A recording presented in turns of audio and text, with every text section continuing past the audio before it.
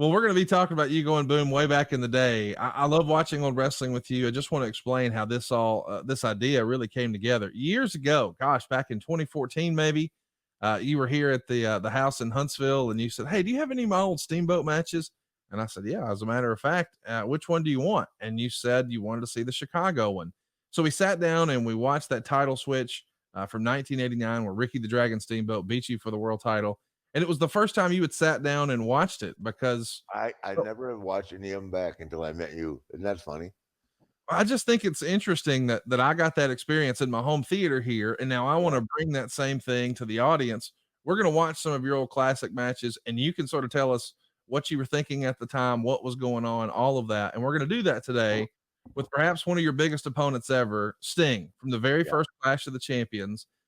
And there's so much context to this. I want to remind everybody this happened March 27th, 1988, at the Greensboro Coliseum. Now, this is after Starcade had left Greensboro for 1987, but Mhm. coming back home and bringing a live show on TBS as a special like this, Greensboro was the natural choice, was it not, Rick? Yes. At that time, yes.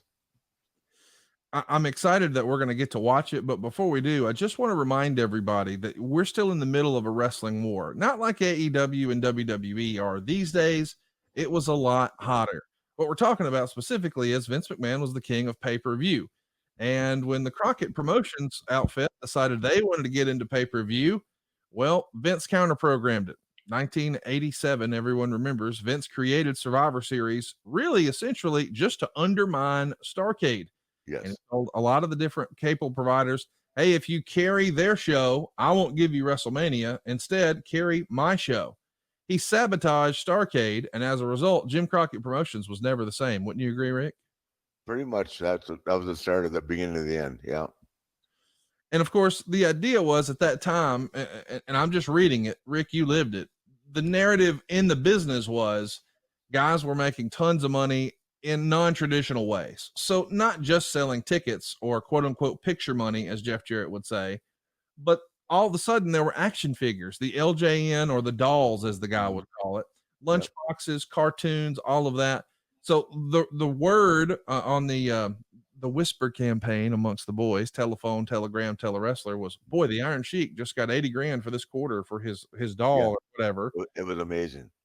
So And we didn't realize, obviously, that he had put this marketing team in place, Vince had, that, we didn't the Crockett's, no, not slighting them whatsoever.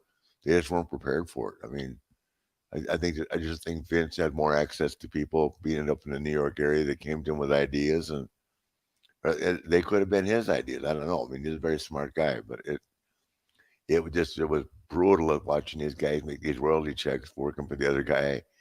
And we at one time, I mean, I'm sure, had we had that opportunity and that tool in place, the Four Horsemen stuff and the Sting stuff and the rock and roll would have been brutal. I mean, it would have sold everywhere.